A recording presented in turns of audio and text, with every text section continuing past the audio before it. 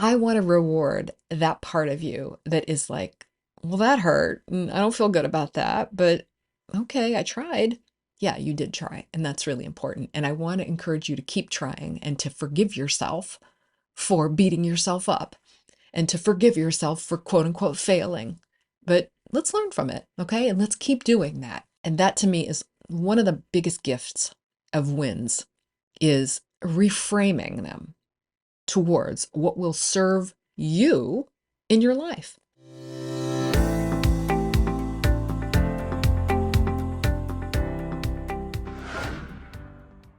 Hey, it's Samantha Hartley of Profitable Joyful Consulting. This is season 16, and we've been talking about powerful questions. It's actually the last episode of the season, and I have got a very powerful question for you. It's one of my favorite ones. I've only been using it for about the last 5 years, and it's not just business changing, it's actually life changing. It's going to change your perspective on reality around everything that's around you. So the question is, what are your wins? And it might seem like the most, simple, everyday, easy question, but it will change your life. I'm going to share with you how I'm using this with my clients, the ways that you can use this question, and why it can be such a life changer for you. So, when I open client meetings, like, my weekly clients meetings that I have with my clients, I will begin the meeting with this question. Well, what are your wins since the last time I saw you? And the reason I do this is for, well, many. For one thing, it orients my clients towards progress. After a while, they know I'm going to ask the question, what were your wins in the time since we last met? And they start to collect wins. So look at what happens when you do that. When you start to collect wins, you begin to orient yourself towards success, towards positivity, towards things working for you. What were your wins? You orient yourself towards winning. That is a great way to indoctrinate your clients in succeeding with the work that they're doing with you. It's in their highest interest to win. So that's one of the first things that I love. It also starts every meeting off on a positive note, a high vibe note. I'm looking, well, here are what my wins were. Now, there may have been some things that we're going to talk about in the meeting today that I really struggled with, but first, here were my wins. What's funny for me is that because I talk to them only once a week, some really huge wins I don't hear about until, the next meeting. So my clients can have closed a huge engagement or have had this massive opportunity come along and they didn't email or text me about it because they're busy. And when I'm asking, so I hear some incredible wins sometimes that I'm like, holy cow, this is incredible. Let's celebrate, which is one of the big things that we do. In his book, Tiny Habits, BJ Fogg talks about his formula for habit change. And BJ Fogg, if you don't know, Tiny Habits is the book that he wrote about his work. And a lot of his work was popularized by James Clear in his book, Atomic Habits. So I've followed BJ Fogg for a really long time, and I love his ideas, and his stuff is maybe a little more academic than the way James Clear presents it, which is kind of easier to comprehend sometimes and implement. But in any case, the formula that BJ Fogg lays out for habit change is ABC. So it's anchor. You want to have an anchor behavior. B, the behavior that you want to do, and then celebration. And for example, if I wanted to drink water more often, I might anchor drinking a glass of water when I get up. So when I wake up, that's the trigger. I will take a glass of water off my nightstand, drink that water, which is the behavior, and then you always want to celebrate. The C is for celebration. So what's my win? I drank my water as I was supposed to. So yes, I drank my water, or yay me, I did that. And his was some of the funnest work that I read around the idea of celebrating really small everyday activities. He's the first person who kind of introduced that idea to me, that you would be like, oh, I drank a glass of water. Yes. And he has, even in his book, there's 125 ways to celebrate. So you can like pump your fist and say yes, or you can, do whatever. He just has these super cool ideas. And it reminds me of years ago.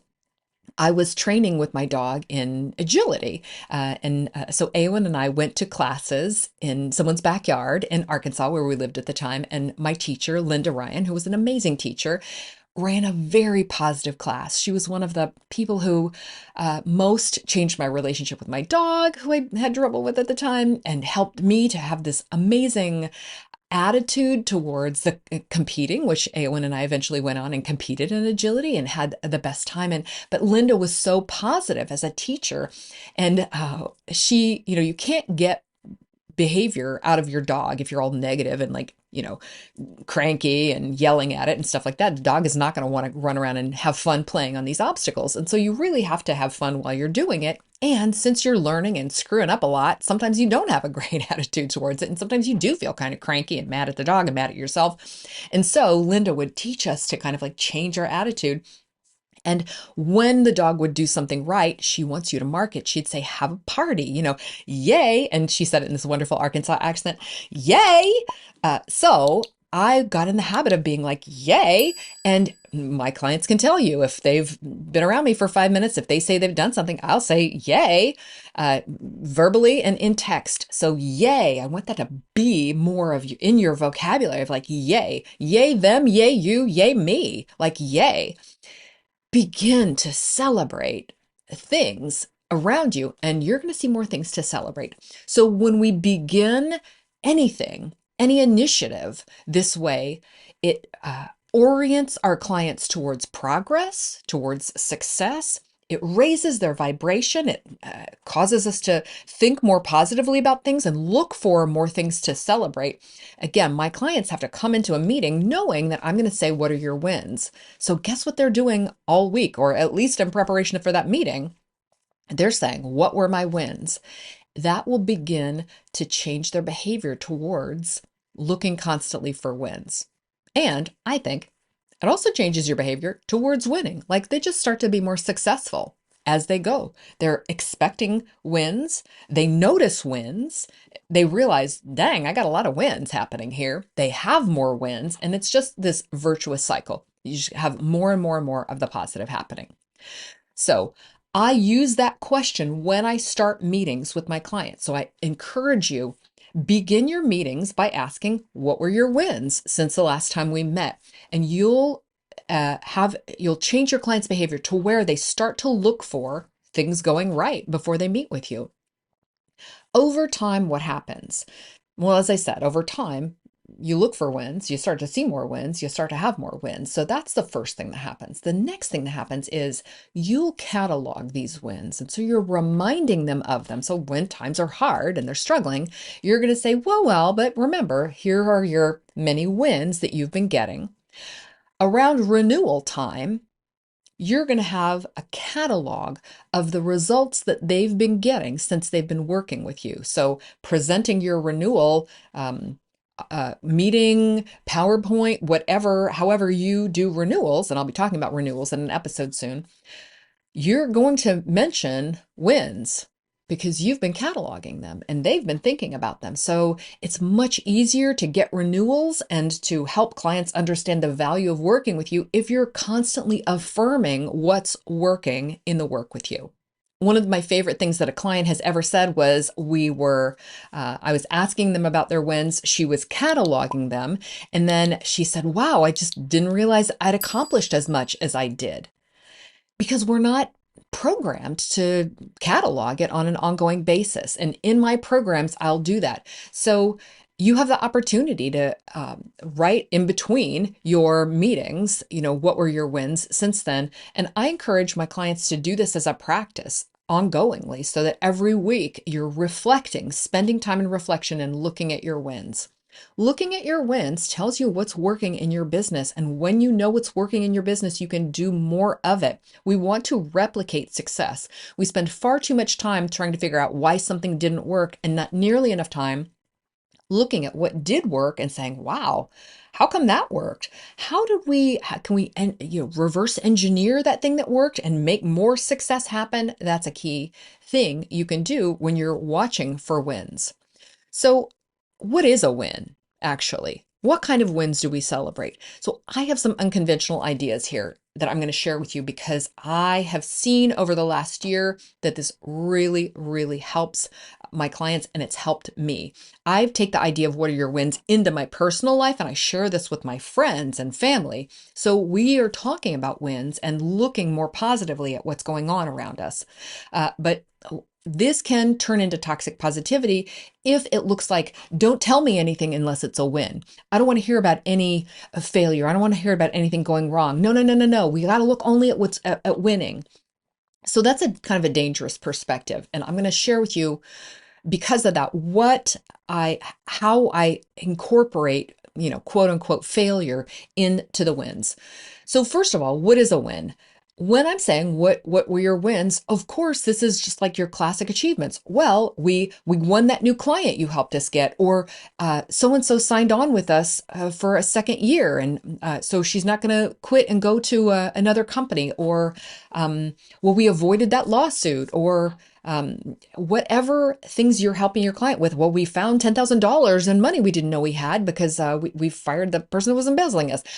Whatever work you're doing with your clients, there will be some wins, which will be an achievement, an accomplishment, something that indisputably was like a success, right? Something went right.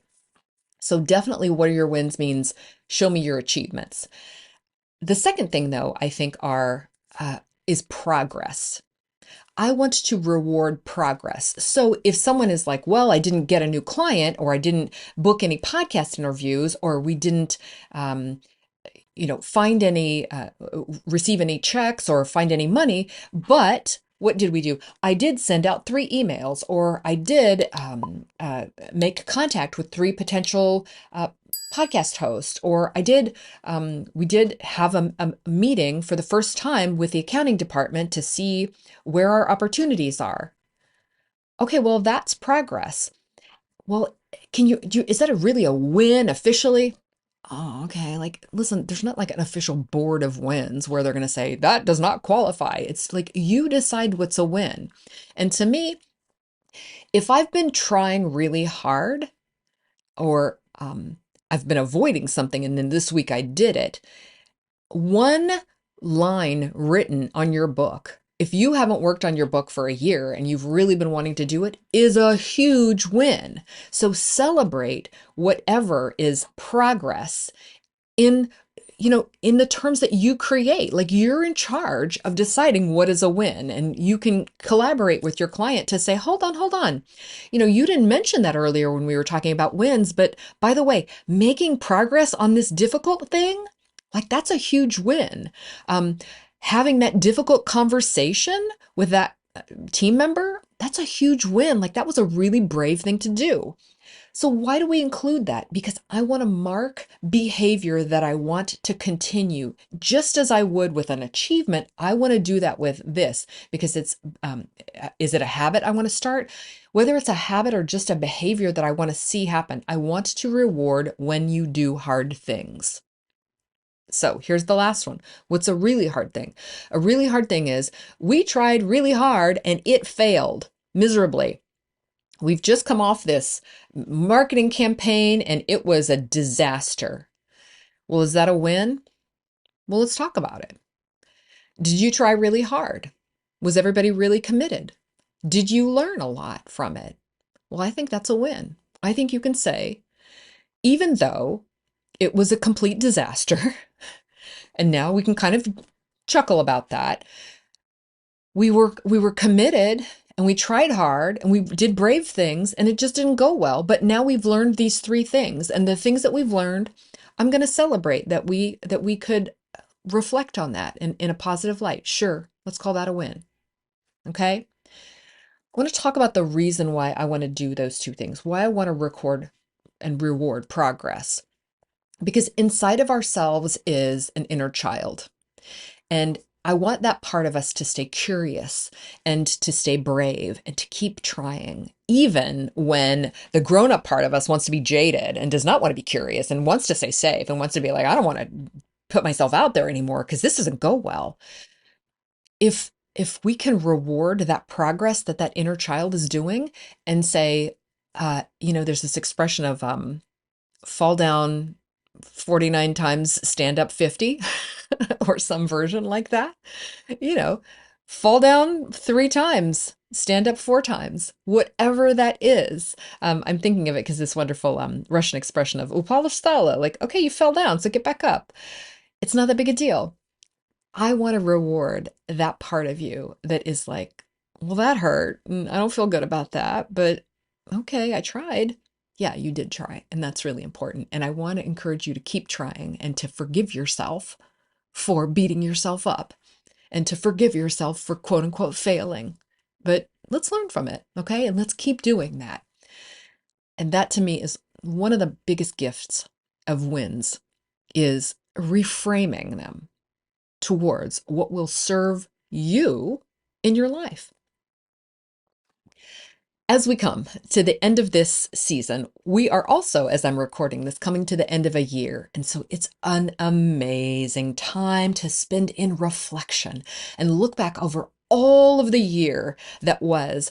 What were the wins in every single month? What are the wins that you've got cataloged? Oh, you didn't write any down? Good. Spend some time in reflection, go through all of the wins of the year, big, small, progress that you made that you want to give yourself credit for. Failures, boy, I've got a few big failures that I'm like, no, no, no, no, no, no, no. I'm going to call that a win because I tried and it didn't work. And I learned, my win was I learned a big way that is not going to work for me. And I'm not going to keep banging my head against that brick wall anymore. That's a win for me. So at the end of the year, reflect back on all of your wins and really look at what your takeaways are from that. Like there's so much richness in that. If you're listening to this and it's not the end of a year, guess what? End of a month, great time to look back and reflect. End of the week, okay, what did I learn? It's Friday afternoon, and what have I learned this week? What were my wins? What do I want to celebrate? What do I want to see more of in the next week? It's the end of the day. Phew, it's 5 p.m. I'm leaving the office. What were my wins from today? It's a great thing to bring to your friends, to your family, to your kids. What were your wins today?